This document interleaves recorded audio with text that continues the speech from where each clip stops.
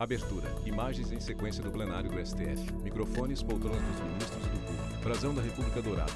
No centro, grandes julgamentos do STF. Olá, seja muito bem-vindo ao Grandes Julgamentos. Uma Apresentador Alexandre recente Matula. pesquisa da Confederação Nacional da Agricultura, CNA, verificou que a principal necessidade do produtor rural brasileiro é o crédito. O levantamento do ano de 2019 apontou que quase 60% dos entrevistados disseram que o crédito rural é, sim, a demanda mais importante para o campo. Tamanha a importância do tema que ele veio parar aqui no Supremo Tribunal Federal. Vamos mostrar no Grandes Julgamentos de hoje como foram as sessões no plenário do STF que decidiram sobre a atualização monetária das operações de crédito rural.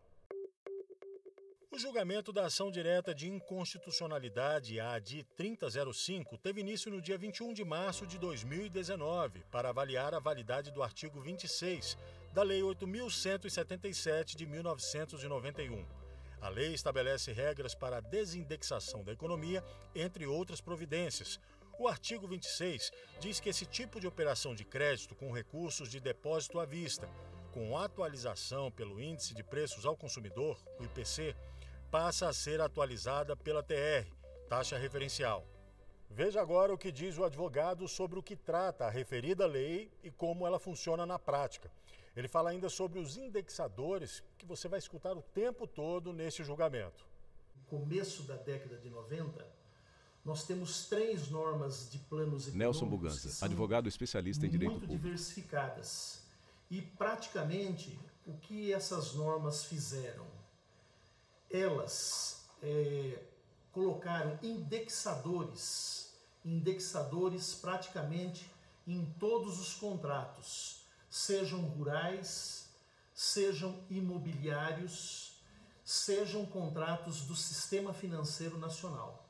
Então, são normas que vieram para dispor acerca de índices nos contratos. O mais importante da Lei 8.177 é que praticamente ela determinou uma retroatividade desses indexadores, por assim dizer. O que no nosso ordenamento jurídico, isso é praticamente inviabilizador de ato jurídico perfeito. Na ação, o procurador-geral argumenta que a norma contraria a vedação de retroatividade da lei, artigo 5º, inciso 36 da Constituição Federal, e atinge o ato jurídico perfeito, ou seja, os contratos vigentes antes da edição da norma passam a ser alcançados pela alteração no índice de atualização. Acompanhe a leitura do relatório para entender melhor. A Procuradoria-Geral da República Ricardo impugnou o Lewandowski, artigo ministro do 26 da Lei 8.077/91, que tem a seguinte dicção: 20 de as março de operações de 2019. crédito rural contratadas junto às instituições financeiras com recursos oriundos de depósito à vista e com cláusula de atualização pelo Índice de Preços ao Consumidor, IPC, passam a ser atualizadas pela TR, observado exposto no artigo 6º desta lei. O que é que se discute aqui? Não se discute se o índice aplicável é o IPC ou é a TR. Aqui, na verdade, o que a PGR alega é que este dispositivo, tal como redigido, ele poderia retroagir e, portanto, vulnerar o artigo 5º, inciso 26 da Constituição Federal, que veda a retroação da lei e a desconstituição da coisa julgada e de ato jurídico perfeito. Após a leitura, ele votou pela procedência do pedido, enfatizando que o dispositivo é inconstitucional e ainda destacou que o índice deve valer apenas a partir da promulgação da lei e no que diz respeito às operações que vierem depois.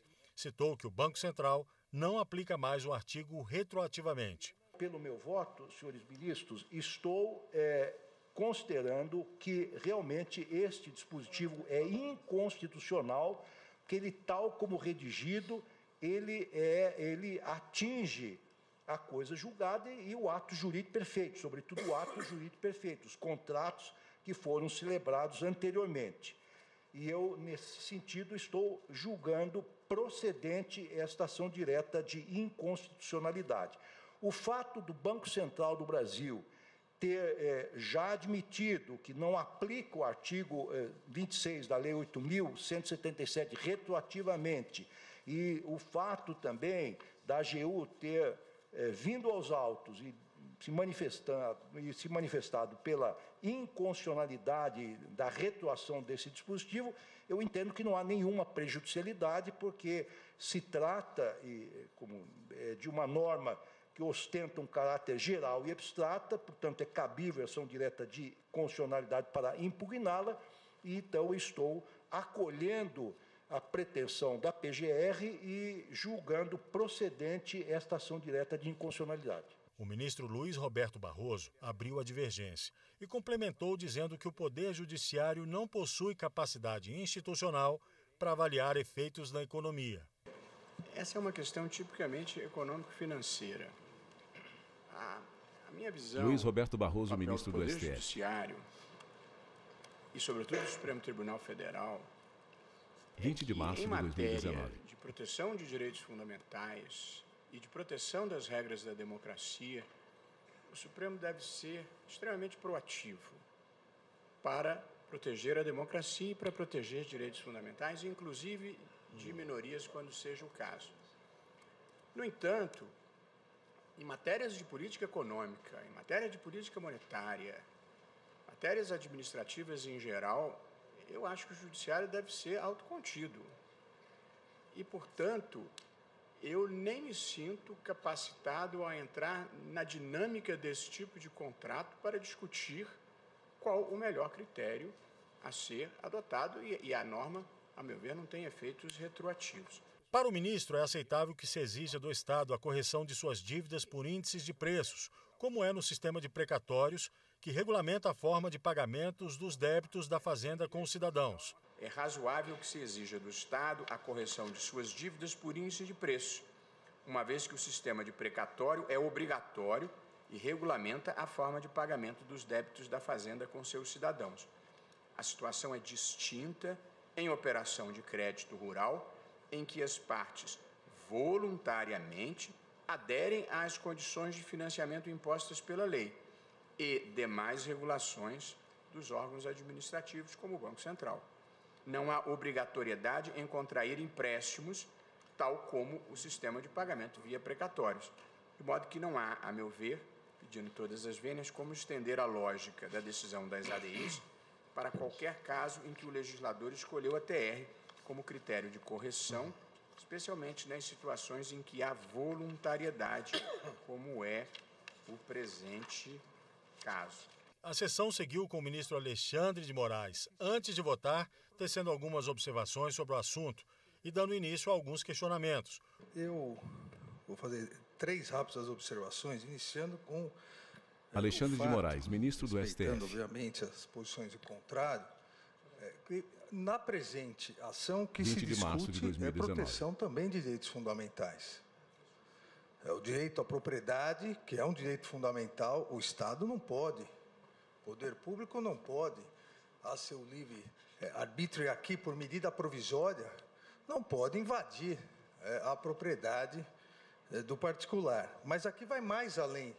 E aí que me causou um pouco de perplexidade. Mas, ministro, porque, a meu ver, o preceito é favorável aos credores, aos devedores. Porque a UDR, é interessante que a UDR que era a patrocinadora da anterior. Mas aqui... Penso que falava pelos credores.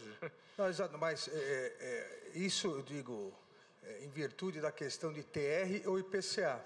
Mas aqui não se discute, como bem ressaltou o eminente relator, o ministro Lewandowski, não se discute a questão de TR ou IPCA, não se discute a opção do Congresso Nacional, na verdade, do Presidente da República, e depois do Congresso ao converter a medida provisória em lei. Aqui, o que se discute é a retroatividade ou não aos contratos já existentes. É isso que se discute. E o que ocorreu?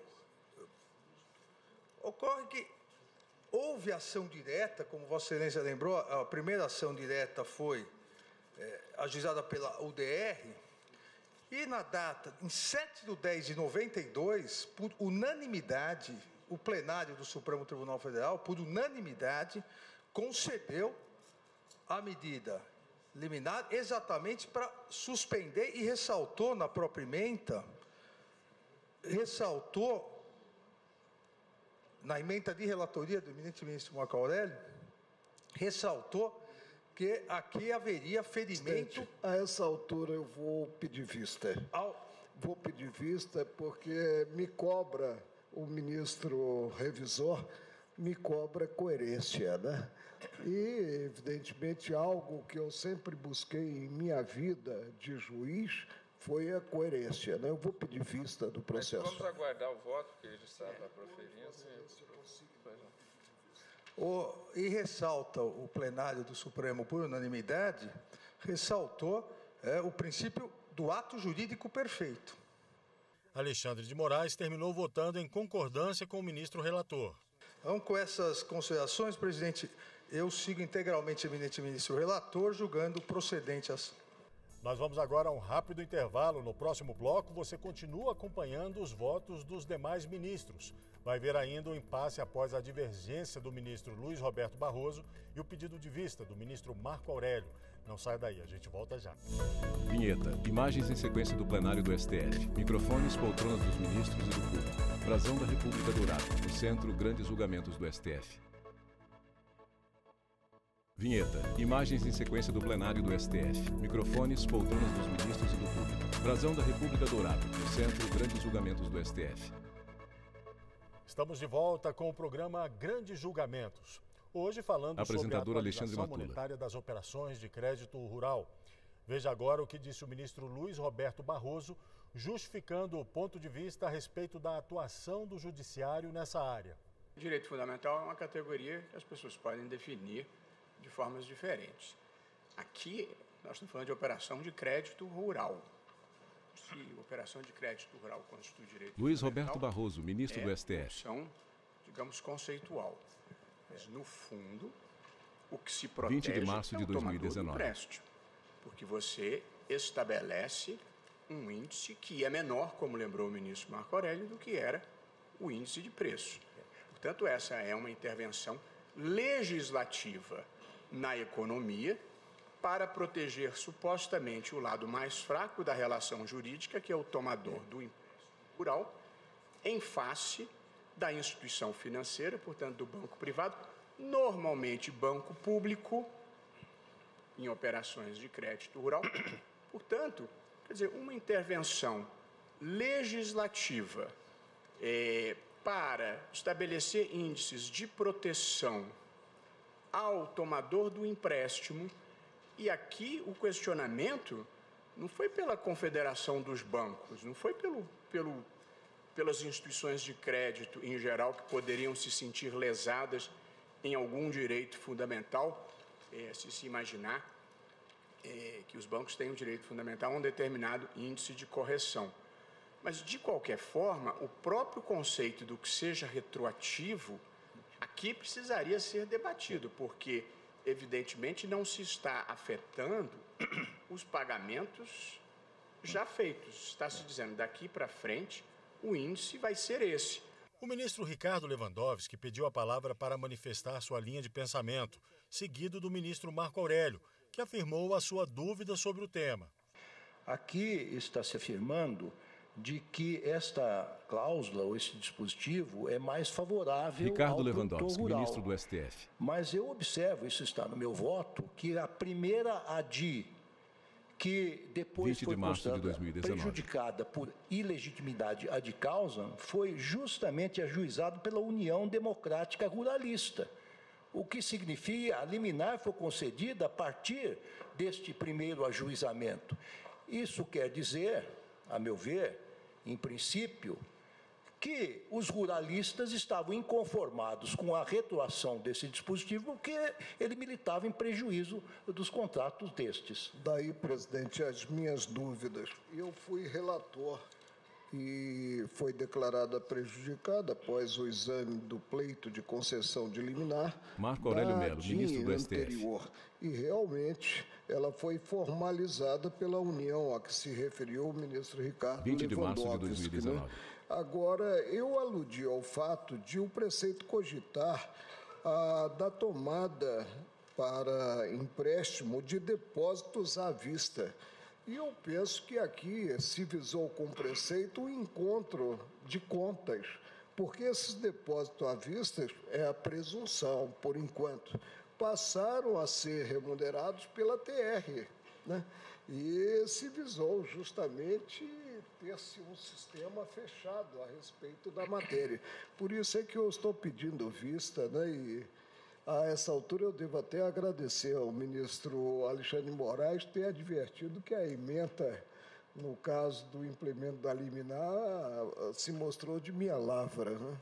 E assim o presidente do STF à época, ministro Dias Toffoli, proclamou o resultado parcial do julgamento. Então eu proclamo o resultado ministro parcial Dias Toffoli, presidente do STF. Após o voto do relator, julgando procedente a ação, no que foi acompanhado pelo ministro Alexandre de Moraes e do voto de março de 2019. divergente do ministro Luiz Roberto Barroso, que julgava a ação improcedente, pediu vista o ministro Marco Aurélio. O julgamento teve continuidade no dia 1º de julho, já no período de isolamento social por causa da pandemia da Covid-19. Em sessão ao vivo, por videoconferência, o ministro Dias Toffoli leu o resultado do julgamento anterior e chamou para o prosseguimento da votação. Ministro Ricardo Lewandowski, de relatoria de Vossa Excelência, 1º de julho de 2020. apregou para continuidade de julgamento com vista ao ministro Marco Aurélio a ação direta de inconstitucionalidade 3005, procedente do Distrito Federal, sendo requerente o Procurador-Geral da República, interessados, Presidente da República e Congresso Nacional. Consta que após os votos dos ministros Ricardo Lewandowski, relator, e Alexandre de Moraes, que julgavam procedente o pedido formulado na ação direta, e do voto do ministro Roberto Barroso, que o julgava improcedente, pediu vista dos autos do ministro Marco Aurélio, a quem então passo a palavra para o seu voto. O julgamento foi retomado com voto vista do ministro Marco Aurélio. Ele já havia se manifestado pela improcedência da ação, mas, ao apresentar o voto vista, reajustou o entendimento para dar procedência à ação e também à inconstitucionalidade do artigo 26 da lei. Completou seu voto e disse que o Brasil precisa de segurança jurídica para fazer investimentos estrangeiros. Presidente, tem o voto circunstanciado que pedirei ajuntado ao Marco processo. Aurélio Mello, ministro do STF. O pano de fundo é único. Aplicação no tempo da lei... 1º de julho de 2020. E, no caso, veio à baila um preceito determinando a aplicação a contratos formalizados anteriormente e aplicação para substituir-se o IPC, que continua a existir, pela TR. Estou acompanhando inteiramente o ministro relator e ressaltando que o Brasil precisa de segurança jurídica para ter, inclusive, investimentos estrangeiros. Acompanho Sua Excelência, o ministro relator, e pedindo ajuntado ao processo do voto que preparei a respeito da matéria. O advogado explicou melhor o que quer dizer na prática essa fala do ministro. Os investidores, eles odeiam surpresas, né? Então vocês vejam Nelson bem, Buganza, um investidor advogado vem especialista a um em direito país público. quando existem regras certas, regras previstas no tempo e no tempo de sua duração. Então, quer dizer, aquilo ali, uma lei que venha a dispor, a introduzir um novo indexador, mesmo nos contratos já existentes, isso era fatídico, né? Isso era terrível para os investidores. Então, em função da temida fuga de capitais, com a introdução de um índice que ninguém conhecia, né? Isso poderia trazer um prejuízo muito grande para o país. O voto do ministro Edson Fachin foi rápido e em concordância com o relator, o ministro Ricardo Lewandowski. A matéria vertida nesta de 2005... Edson Fachin, ministro do STF. Como consta do voto proferido pelo eminente ministro Ricardo Lewandowski, diz respeito 1º de julho de 2020. à constitucionalidade ou não do artigo 26 desta legislação e modificou um índice de atualização monetária, ou seja, do IPC, Índice de Preço ao Consumidor, para a ATR, a taxa referencial. Sua Excelência, o eminente ministro relator, em homenagem à garantia fundamental de proteção ao ato jurídico perfeito, conclui pela inconstitucionalidade do referido dispositivo, e eu tenho a honra de acompanhar integralmente o eminente ministro relator. É como voto, presidente. O julgamento se aproxima do fim, mas agora nós vamos fazer um rápido intervalo. Fique aí e no próximo bloco você confere o resultado. Vinheta. Imagens em sequência do plenário do STF. Microfones, poltronas dos ministros e do público. Brasão da República Dourada. No centro, grandes julgamentos do STF. Vinheta. Imagens em sequência do plenário do STF. Microfones, poltronas dos ministros e do público. Brasão da República Dourada. No centro, grandes julgamentos do STF. O Grande Julgamentos está de volta. Agora você acompanha a apresentadora como foi o Alexandre final Matula. do julgamento que decidiu sobre a atualização monetária nas operações de crédito rural. Em um voto breve, a ministra Rosa Weber acompanhou na íntegra o voto do relator. Eu também... Rosa Weber, ministra do STF. Vou juntar nos autos, senhor presidente. Estou acompanhando na íntegra o voto 1º de julho de 2020. relator pelo reconhecimento do ato jurídico perfeito. O voto do ministro Luiz Fux teve como base a decisão do julgamento da ADI 768 de 2002, proposta pela União Democrática Ruralista Nacional, com pedido de suspensão cautelar do mesmo artigo questionado neste julgamento. Na ocasião, o plenário deferiu por unanimidade o pedido de liminar. Ele disse que a decisão tomada neste julgamento de 2020 é somente para que as entidades bancárias se adaptem. Senhor presidente, egrégia corte, ilustre representante do Ministério Público, senhores advogados presentes. Ministro Luiz Fux, vice-presidente do STF. Eu também vou fazer a juntada de voto por escrito. Entendo que a lei teve o escopo 1º de de julho de retroagir, 2020. que é vedado pelo artigo 5º da Constituição Federal. Mas gostaria apenas de ressaltar que a AGU, no seu memorial, ela nos informa que o dispositivo legal já havia sido tacitamente revogado, não tendo mais eficácia material, porque o Banco Central do Brasil já havia encampado a decisão cautelar da DI 768, que considerou que a TR não era índice de correção. Então, aqui ela pede, caso o Supremo, a AGU, no memorial, caso o Supremo Tribunal Federal venha declarar a inconstitucionalidade do artigo 26, que é o que estamos fazendo, tal declaração só deve impactar os contratos celebrados antes de 1º de março de 1991, porque dali para diante já houve até a adoção da nossa decisão no sentido de que a TR não era índice de correção monetária. Tanto que pede à AGU a prejudicialidade da ação. Mas, de qualquer maneira, é como a declaração de constitucionalidade conjura do mundo jurídico a norma. Acho que esse resultado é uma questão de adaptação das entidades a essa nossa decisão. Apenas fiz questão de fazer essa observação que a AGU me remeteu. Voto com o relator, pela procedência. A ministra Carmen Lúcia e o ministro Gilmar Mendes, em votos brevíssimos, acompanharam o relator. Senhores ministros, também eu estou acompanhando o ministro relator. Carmen Lúcia, ministra do STF. Presidente, também eu estou acompanhando o eminente relator, à luz também Gilmar Mendes, da ministro do STF. Trazida pela AGU e pelo Banco Central. 1º de julho de 2020. Da ação não gerará prejuízo aos contratos objeto do dispositivo, uma vez que ele não chegou a ser aplicado retroativamente, seja pela medida cautelar proferida pelo STF, seja pela orientação pelo Banco Central. Por isso, eu estou votando pela procedência do pedido para acompanhar o relator, por ser a mais consentânea com a segurança jurídica e a que gera menos impactos aos contratos atingidos, uma vez que a legislação não chegou sequer a ser aplicada retroativamente. É como voto. Assim, o presidente do STF à época, ministro Dias Toffoli, votou e proclamou o resultado do julgamento. Também eu acompanho o relator. Ministro Dias Toffoli, presidente do STF. Por maioria, foi julgado procedente o pedido nos termos dos votos proferidos, vencido o ministro Luiz Roberto Barroso. Para o advogado Nelson Buganza, a decisão da Suprema Corte protege o empresário rural, estabelecendo índices de proteção ao tomador do empréstimo.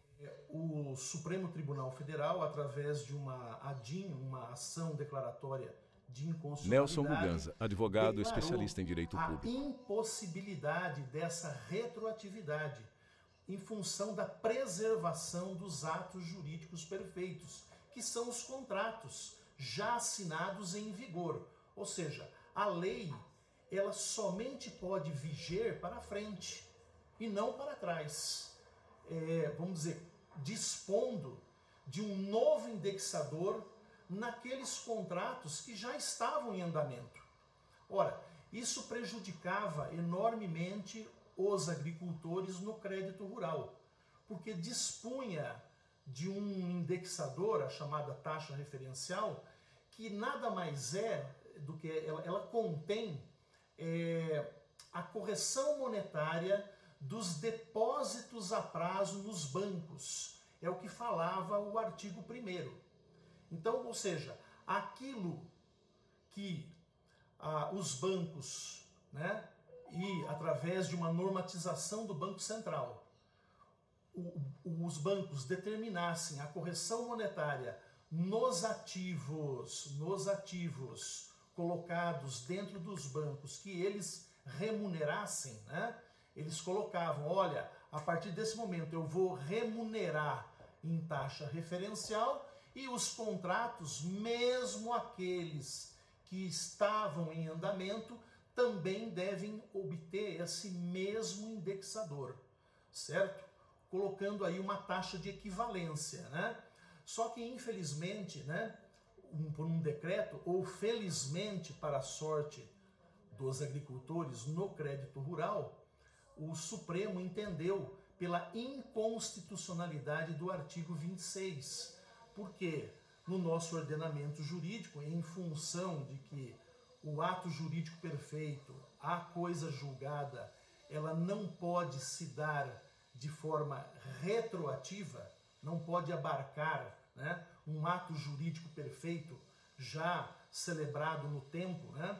Então esse indexador foi tido por inconstitucional, ou seja, somente a partir de 1º de março de 1991, e tendo os contratos abarcados aquele índice da taxa referencial, é que se poderia aqueles instrumentos conter aquele indexador previsto em lei, na Lei 8.177 de 91. E assim a gente encerra mais um Grandes Julgamentos. Você também pode acompanhar a nossa programação na internet, no site da TV Justiça, e ainda no nosso canal no YouTube, TV Justiça Oficial. Até o próximo programa. Tchau. Créditos finais. Direção Bertano Victor Veiga. Produção Joyce Pires. Cabelo e maquiagem José Paixão. Figurino Dalito Oliveira. Apresentação Alexandre Filho. Roteiro e edição de texto Lucero Chaves. Cinegrafia Lúcio Ribeiro. Assistência técnica José Dudu. Iluminação Luiz Boa e Ítalo Câmbio. Operação de áudio Jordan Alves. Edição de pós-produção Guilherme Deitá. Videografismo Leonardo Veloso. Audiodescrição visual. Roteiro Caio Leão. Narração Paulo Nascimento. Núcleo de programação Rosa Lázaro. Núcleo técnico Fábio Guedes. Núcleo de produção de programas Flávio Trindade. Supervisão. Coordenadoria de Gestão da TV e Rádio Justiça. Secretaria de Comunicação Social STF. Realização TV Justiça Essencial 2021.